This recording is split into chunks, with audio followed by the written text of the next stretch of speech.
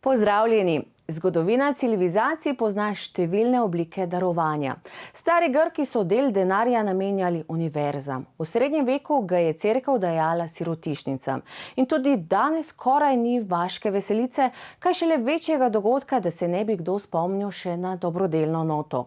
V premislek lahko vzamemo sporočilo papeža Frančiška, ki je pred 2 letoma v Vatikanu opozoril, kako pomembna je sočutnost, skrb za sočloveka in kako prav so imeli očetje Evropske unije, ki so v začetne ideale postavili tudi solidarnost.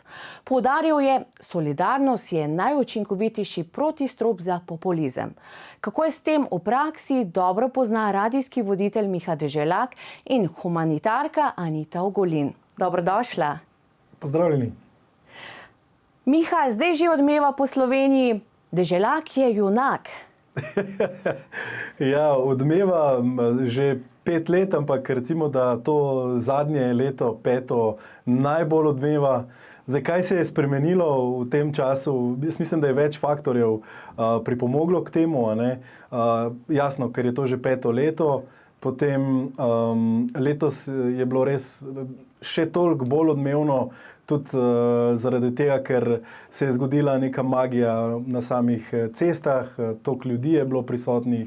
Dejansko so vzeli za to akcijo Deželak junak za svoje ljudje, poslušalci v prvi vrsti in zato tak odmev in zato tak neverjeten znesek na koncu in zato toliko nasmejanih otrok na morju. To pa je ključni cilj te akcije, ne. Zdaj, če se lahko pohvalim, če sem ravno prvi dobil besedo, čeprav bi verjetno bilo prav, da dam prednost, ampak če si mi nagovorila, ja, letos je bilo res nekaj neverjetnega, pravi bum ta akcija. Zbrali smo več kot 280 000 evrov za otroke iz socialno ogroženih družin, da so lahko uživali v tisti 7. izmeni v Zambratiji in se imeli skrajno lepo. Tako da jaz sem pomirjen, vesel, navdušen in hkrati fasciniran nad Slovenci, nad takim množičnim odzivom. Ob tej priliki bi se še enkrat najprej vsem zahvalil, vsem tistim ob cestah, vsem tistim, ki so pošiljali tako množično SMS-e in vsem mogoče, ki so naključno pomahali in se pozanimali, zakaj gre pri tej akciji. Anita, ti pa dejansko vsak dan od jutra do večera se razdajaš drugim. Res sem hvaležna, da si našla čas tudi za našo oddajo. Hvala lepa.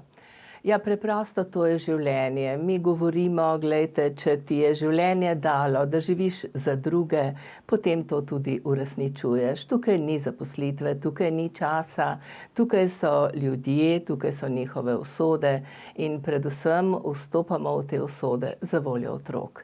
In je vredno. Zakorakali smo december, kaj bi rekla, bo veseli?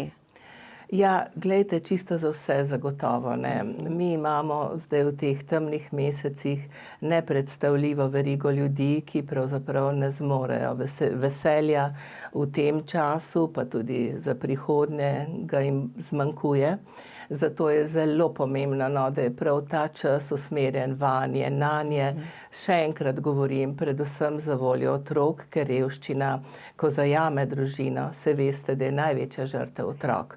In nam je pomembno, da ti otroci čutijo vse tisto, kar prinaša čas, kar prinašamo na vse zadnje ljudje. Kako pa se razlikujejo prazniki družin, ki hodijo k vam po pomoč, in prazniki, ki jih poznajo na primer naši gledalci?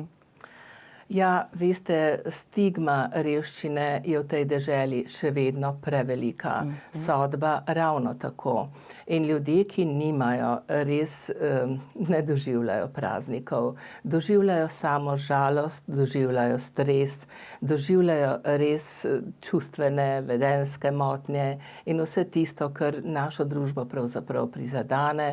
Predvsem pa to skrivanje revščine, celo pred sorodniki, ne samo pred okoljem, okoljem, a veste, tako zelo prizadene otroke, da pravzaprav, ko vstopiš v družino, jih dobesedno primeš za roko in greš z njimi naprej. In zato jaz sem tako zelo vesela in hvaležna tudi Mihi, ker ne veste, to je gibanje, ker je Miha povzročil z junakom Deželakom, ker on ne predstavlja samo, bi rekla, akcije, on predstavlja očeta otrokom, tistega odgovornega, ki zmore in zna priklicati na smeh na lička.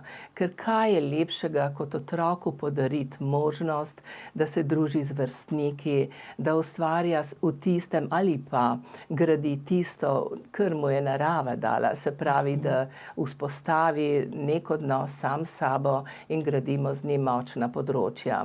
In kaj je najbolj pomembno, ko te otroke nekako povabimo vse te lepe zgodbe, mi ostajamo z njimi, dokler ne dosegajo izobrazbenih in tudi življenjskih ciljev.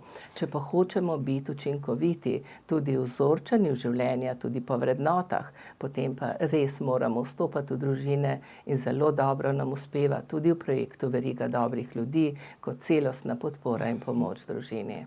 Ja, ravno, če se lahko vključim, ne. Dejansko prej, ko sem začel naštevati te faktorje, zakaj je bila letošnja akcija, ko sem šel s kvadrociklom po Sloveniji skupaj z mojo terensko ekipo, seveda, zakaj je bila tako odmevna, tudi en faktor je zagotovo ta, jaz vedno obiščem te otroke v te zadnji 7. izmeni v Zambratiji, no, tokrat sem šel pa tudi med prvomajskimi počitnicami tja, in tudi z nalogo v bistvu, da jih dejansko posnamem, da dobim te zgodbe na pladnju od vsakega posebej in tukaj potem ni šlo samo za revščino na splošno, ne, ampak je vsak otrok, vsaka zgodba, vse skupaj je imelo ime in vse skupaj se je zasidralo v mojem srcu.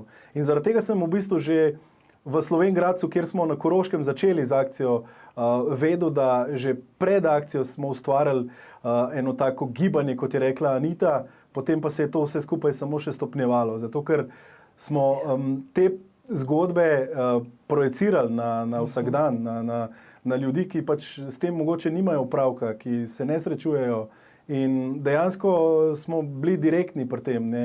Nismo delali ovinkov, ampak smo zgodbo predstavili takšno, kot je in nekatere so res, res težke, grozljive, krute, takšne, da se v bistvu ne bi smele sploh dogajati v tej naši družbi, ampak so prisotne in če jih predstaviš takšne, kot so, potem ljudem prideš blizu, izzoveš neko to sočutje, empatijo, solidarnost in se to kar zgodi. In potem je ta magija tista, ki v ljudeh se zgodi in zaradi tega potem so del zgodbe na ta način, da tudi oni absolutno ne razmišljajo in pomagajo. Torej, 1000 otrok, ki si jih peljal na letovanje, poznaš zgodbe.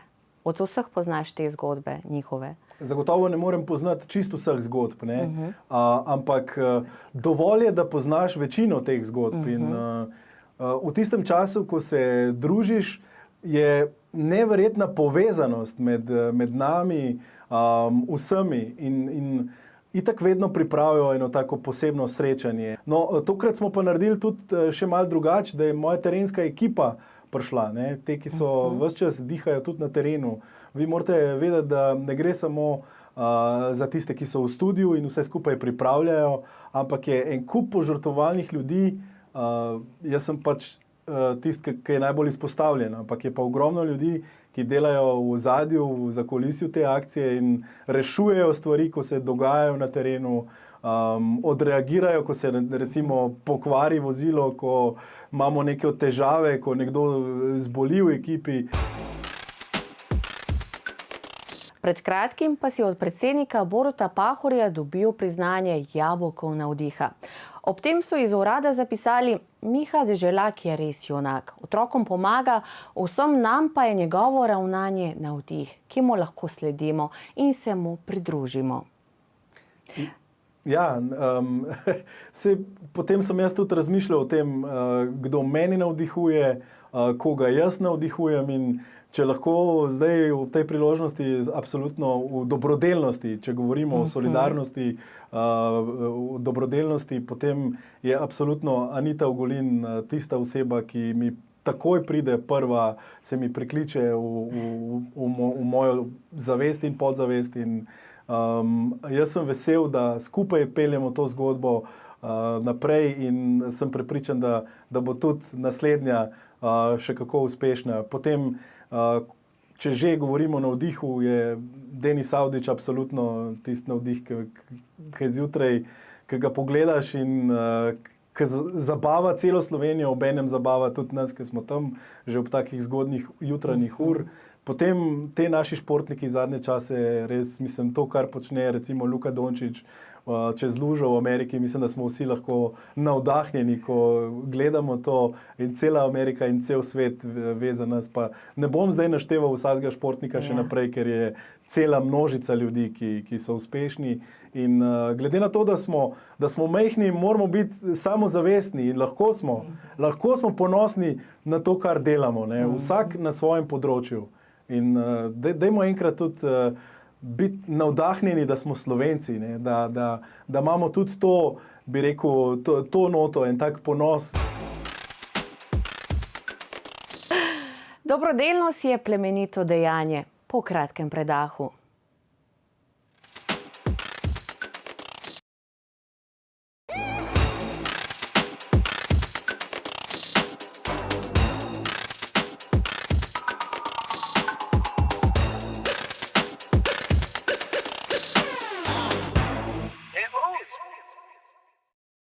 Že v 18. stoletju je Mary Wollstonecraft, britanska pisateljica, filozofinja in feministka, zapisala, da svet potrebuje pravičnost, ne pa dobrodelnosti. Če bi uredili družbo tako, da bi bila pravična do vseh svojih članov, potem dobrodelnosti sploh ne bi potrebovali. Anita, dejansko potrebujemo pravičnost, ne dobrodelnost. Tako je. Zelo potrebujemo pravičnost in dobrodelnost. Vemo, zakaj je. Rešuje revščino. Revščina je pa ves čas, se pravi, odločitev politikov, a ne da. Ja. Oni odločajo, oni imajo škarje in platno in verjamem, da bi se dalo tudi v naši družbi vzpostaviti to pravičnost s pravilnim vodenjem države. Navsezadnje vsi predstavljamo državljane in ni prav, da živimo to 3- in večrazredno družbo. Sploh pa ni prav in ne sprejmem dejstva, da otroci živijo tako različne pogoje življenja. Mi smo podpisniki deklaracije konvencije o otrokovih pravicah. Po ustavi bi morali vsem otrokom zagotavljati zdrav razvoj, pa ga ne. In na naša vrata ne trkajo zdaj več samo družine, trkajo tudi starostniki. In krivičnost te družbe je silno globoka. In sodbe te družbe so še bolj globoke. In zato bi se vsi morali vprašati, kaj je pravzaprav narobe. Ker če bi živeli pravičnost, potem bi v tej družbi imeli vsi normalno življenje. Vsi bi imeli dovolj za normalno preživetje. Anita, enkrat si današnji čas primerjala s časom po vojni. Če smo nekoč po vojni delili pakete ljudem, da niso bili lačni, jih danes lačnim že spet delimo. Samo da so paketi tokrat od donatorjev in podjetij, ki pomagajo, da otroci in družine lahko preživijo. Pošteno povedano, naša Zveza prijateljev mladine Ljubljana Moste-Polje ne deli paketov državnih rezerv in podobno ali pa Evropske skupnosti. Vsak paket je, bi rekla, srčnost ali pa dobrodelnost donatorjev. In to ni prav, ker ljudje v stiski ne potrebujejo samo paketa hrane, oblačil, čistil, obutve. Potrebujejo sočloveka. In mi smo včasih prostor po izkušnjah, večletnih izkušnjah, vstopanja v družine in reševanja revščine, ugotovili, da to, kar počnemo, samo gasimo. Na vsezadnje vsak človek potrebuje sogovornika, ko je v stiski. On se osami, družba ga izloči in posledice tega čutimo vsi in še bolj jih bomo čutili. Naša izkušnja projekta Verige dobrih ljudi, moram ga omenjati, zakaj? Zato, ker človeka slišimo, ker z distance vidimo njegov problem, ker v človeku ugotovimo, koliko sposobnosti sploh je še ostalo v njem, ker ko je človek v stiski, popolnoma zamrzne v svoji funkciji in ga seveda takoj opremljamo materialno, finančno in pa, kar je najbolj pomembno, psihosocialno. Opremimo ga v delavnicah za gospodinjstvo, za finančno, bi rekla, finančno opismenjevanje, za starševstvo, vse tisto, zdravje, vse tisto, kar je pri njemu ta trenutek šibko. In verjemite mi, ni ga človeka, ki je v stiski, ki je v kratkotrajni ali dolgotrajni revščini, ki ne bi potreboval najprej vsega drugega, se pravi človeka in vse suporte, šele na to vse ostalo. Ker ko po 2 letih sestavimo znova družino, to so zgodbe uspeha. Ko človek obvladuje svoje stanje, ko zmore sam naprej, se vrača družbi, se pravzaprav vzorči sebe svojim otrokom in ko si sam izbori vstopnico v družbo, verjemite mi, ni ga otroka, ki mu ne bi sledil. In zato je tako pomembno, da smo čuteči, da smo solidarni. To so vrednote družbe, ki bi jih morali vsi živeti. Ja, nikomor ni lahko prositi za pomoč. To je velik udarec za človekovo dostojanstvo in samozavest. Pošteno povem, ko pride človek, ki je dlje časa skrival svojo revščino, celo pred sorodniki, ne samo pred okoljem, kjer živi. A veste, ko pride pred nas, zbira pogum. Nekaj časa testira nas, ki smo sogovorniki, ampak potem, ko bruha iz njega vse, kar se mu je nekaj let nalagalo, ali pa, se veste, v revščino padeš z nenadnim dogodkom. To je recimo lahko smrt, je bolezen, je tragedija, je karkoli, kar se dogaja. No in ko človek dobi možnost, da je slišan, da mu nekdo želi pomagati, ko ga začuti, jaz vam ne morem povedati, kakšne zgodbe imamo.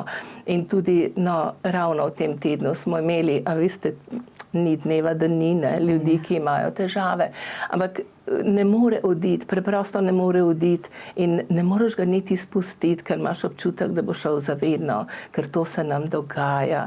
In zato ta, bi rekla, krik na pomoč, ki jo nudimo sleherni dan, je tako zelo pomembna v širini, v ljudeh, ki jo nudijo, v strokovnjakih, ki so človeku dobesedna opora vsak trenutek, ker ko ga seveda sprejmeš in ko mu daš upanje v boljše in lepše življenje, ko ga pripraviš k sodelovanju, seveda se to življenje tudi zgodi. In mi smo veseli vsake nove zgodbe, zato tudi vsako zgrabimo in jo skušamo rešiti, ker nam je mar.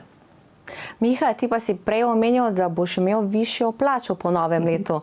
Torej, konec revščine? Nisem bil v to vrstni revščini, tako globoko, na srečo nismo zabredeli. Ampak tako kot je rekla Anita, nikoli ne reci nikoli, vsakemu se lahko zgodi. Zdaj se pojavlja nek nov tip revščine. To niso te reveži berači, ki jih vidiš, ki pač že na vides nekako spominjajo na to, da ima človek težave in da mu je treba neposredno pomagati. Zdaj se dogaja, da so reveži tudi tisti, ki hodijo v službo vsak dan, pa jih določena stvar pripelje do te situacije. In tako kot je rekla, revščina je stigma, ne? In s to nalepko rabiš veliko časa in poguma, da enkrat potrkaš na neka vrata in da si sam sebi priznaš, da zdaj sem pa res tako globoko zabredel, da potrebujem pomoč, da hvala Bogu, da obstajajo takšne inštitucije, kamor se lahko obrnem, ne. Ampak z našo družino ni bilo nikoli tako hudo, ne. Je pa res, da pač vsak si želi, da tudi tvoji najbližji živijo neko normalno, srečno življenje, srečno otroštvo in zaradi tega sem se pač tudi sam angažiral in sem rekel, dovolj je tega. Tudi šefu povedal, tukaj sem že toliko časa zvest tej firmi, delam s srcem in dobro. Mislim, da so tudi poslušalci mi dali prav, me podprli absolutno v tem in je prav, da se v tolkem času tudi pokaže to tudi v denarnici. Ne? Ja, vsi bi morali biti tako pogumni, kaj ne? Ja, če lahko povem. Izvoli, Anita. Ja, hvala. Res je, v naših bazah je več kot 80% ljudi, ki delajo, pa ne morejo preživeti. Ta trenutek suportiramo 360 družin po Sloveniji, po vsej Sloveniji. No, ampak imamo pa tudi že zadnje obdobje dobre prakse.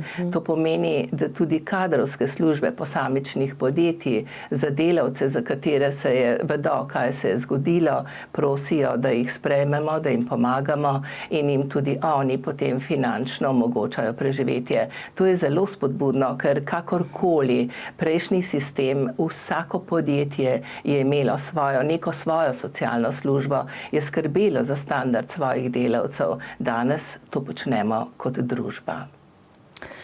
Miha, na isti dan, ko si ti prejel jabolko navdiha, pa je ljudstvo izbralo Pink za najbolj dobrodelno med zvezdniki.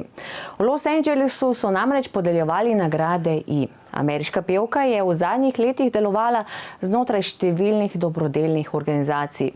Vsakodnevne bitke nam prinašajo nove prvake, ki nas in naše otroke učijo, kako pomembna je prijaznost in da spremembe so mogoče, je povedala Pink.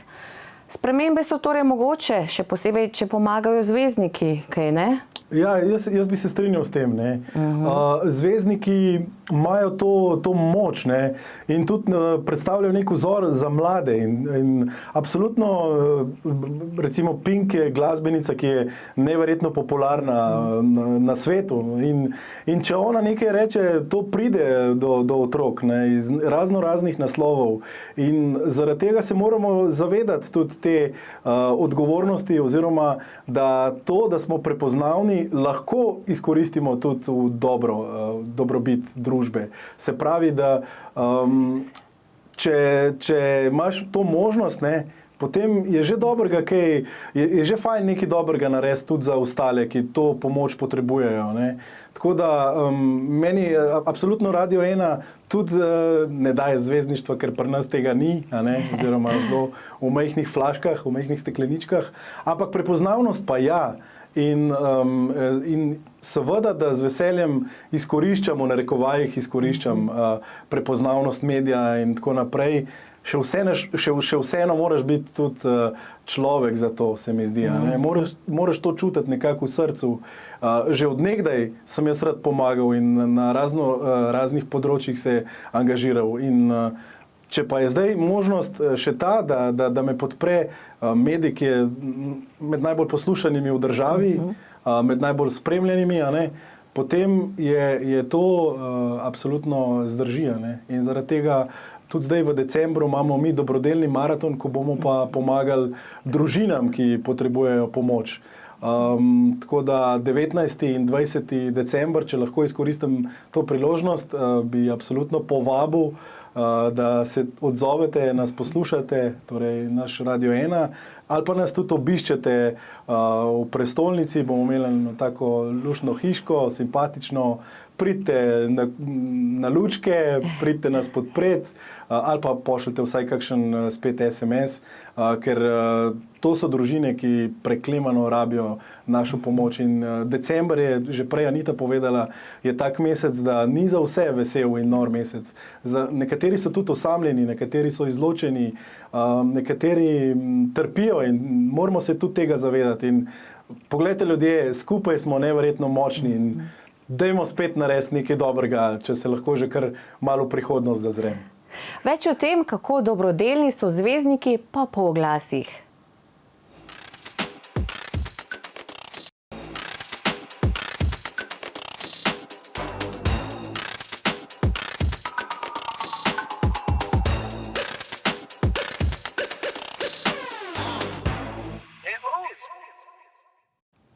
Če dajemo nesebično, torej pri tem ne želimo in zahtevamo povračila, če dajemo iz srca in zato, ker to radi storimo, sprožimo veličasten vzgib dobrote. Srečni smo takoj, ne čutimo pomanjkanja, ne jezimo se in ne očitamo, da smo nekaj dali, pa ničesar dobili. Če pa smo pozorni, se čez nekaj časa začnejo stvari vračati.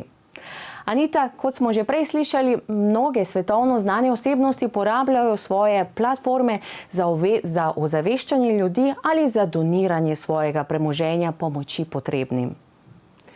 Ja, glejte, vedno je vsaka zadeva, vsaka komunikacija, vsako dejanje dvosmerno.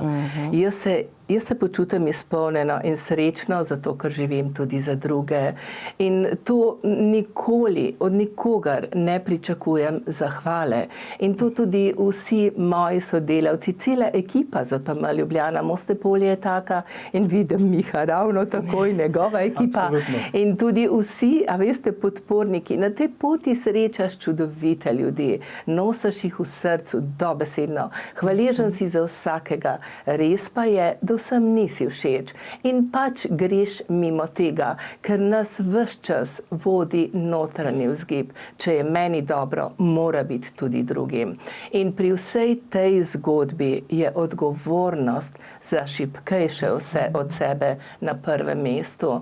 In tega vi ne morete verjeti, kako se tega zavedajo otroci v teh naših tudi humanitarnih letovanjih, taborih, potovanjih. Odgovorni so zase, odgovorni so za šibkejše, odgovorni so za otroke, ki ne zmorejo, ki jih je hendikepirala bolezen, invalidnost, karkoli. Ne morete verjeti, kakšne vrednote razvijajo. Zakaj? Zato, ker imajo vzornike v spremljevalcih otrok, v vzgojiteljih, mnogi tudi v družinah.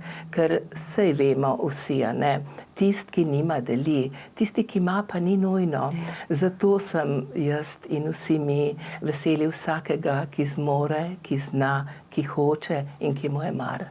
Ampak res pa je, da moraš dejansko to dobrodelnost čutiti v sebi. Ja, tako. Ne moreš, tukaj ni nekega fejkanja, zdaj po domače rečeno, ker prej ali slej se bo to začutilo, da nisi iskren pri tem. Ne? Ker ja, zdaj je nek tak imidž dobrodelnosti, nekdo ti lahko tudi kar učita. Ja.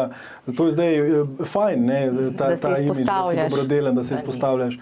Ampak na dolgi rok ne boš zdržal, boš omagal in ne bo ta iskrenost, mora biti absolutno transparentna in če tega ne čutiš, jaz bi si upal reči kar od majhnih nog, potem ne vem, kako je. Zvezdniki pa ja, tudi nogometaši, športniki, Messi, Ronaldo in tako naprej. Je že prav, da če imajo veliko, pa če tudi oni lahko dajo, naj pomagajo, kar naj. Miha, ti pa si pred kratkim za plemenita dejanja dobil tudi svoj kip. Poglejmo video. Na glavnem trgu v Kamniku, ki smo malo bogatejši za umetnino, ki bo slavila junaka naših dni. Ogromno ljudi se je zbralo, otrok, noro, res hvala za ta obisk ob tej uri. Sedaj pa je na vrsti slavnostni govornik. Ima veliko srce in besede ne zmorem, ne pozna. Štejem še v čas, da je moj prijatelj. In Miha, vedno lahko računaš name.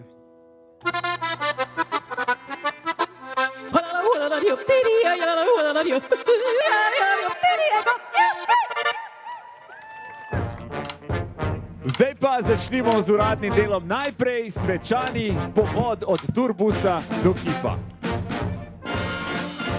Miss Slovenije Špela Alič, ki bo odkrila deželakov kip.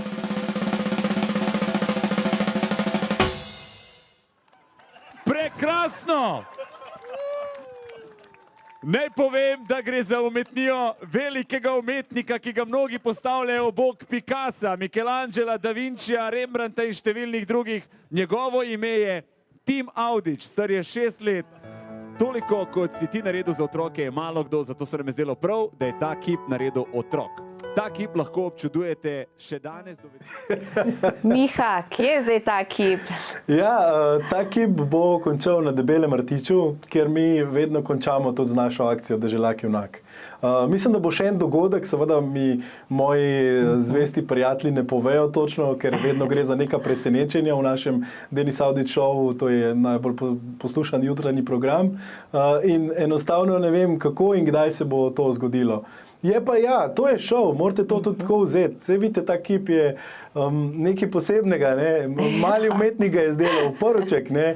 Avdićev sin. Ampak za mene je poseben. Jaz sem ga doživel, kot da bi bil, ne vem, res velika, velika umetnina. In ta mal je navdahnjen, res ima to žilico umetniško. Mislim, da bo še veliko dosegel, ne, hecam se. No, Še več kot oče, ali kaj? Ja, mogoče v kakšni drugi smeri, ampak je res je sposoben, no? Res odstopa od svojih vrstnikov in dobro dela, tako da, ker gre pa tudi za to simboliko, ne? Jaz se trudim za otroke pri akciji Deželak junak in da otrok naredi kip zame, mislim, da je to, da se lepš ne more poklopiti. In da si ti še živ, potem si živa legenda, ne? Ponavadi kasneje dobiš kip, ko te več ni, ne? Tako da to je tudi nekaj posebnega. Zdaj Dejan Zavc je tudi dobil, pa Melania Trump ima svoj kip. Skratka, veliki ljudje. Ampak Miha, je potrebno povedati, da imaš v Zambrati pa seveda tudi spominsko ploščo. To so tudi postavili otroci. 5-letnica je bila, 3000 otrok. To ni mala stvar in res hvala lepa. No, res v njihovem, našem in svojem imenu. Ja, to je res neverjetna podpora, ne, cele Slovenije. Ja, res. Nekako moraš nekaj narediti za to, da premakneš nekaj v ljudeh. Ja. In če ti to uspe, potem aktiviraš Slovenijo. Tako je. In jaz ko grem res na polno in se dajem v to, ne da bi se zdaj nekaj rad pohvalil ali karkoli, ampak dejansko živim tisto akcijo in jo poosebljam in ne vem, se ne dam do konca, da zmagamo in ko pridem na Debeli rtič in ko pogledam, kakšen znesek smo zbrali skupaj, potem rečem, wow, res se da, če se hoče. Sam treba je plunt v roke, pa se premakniti nekam, pa verjeti v zgodbo, v dobro zgodbo in v dobro v ljudeh. Tako je. Torej je lahko vsak junak. Absolutno je lahko. No in če smo že pri velikosti, vsak je velik, kolikor je veliko njegovo srce. Se strinjam, veste. Srce je duša, ne, hkrati in jaz verjamem, da vsi, ki čutimo sočloveka, smo lahko veliko srce. Tako da, glejte, leto se izteka. V tem letu je bilo nepredstavljivo slabih, pa seveda tudi lepih zgodb. In z lepimi je treba naprej. Ker ves čas, ko veš,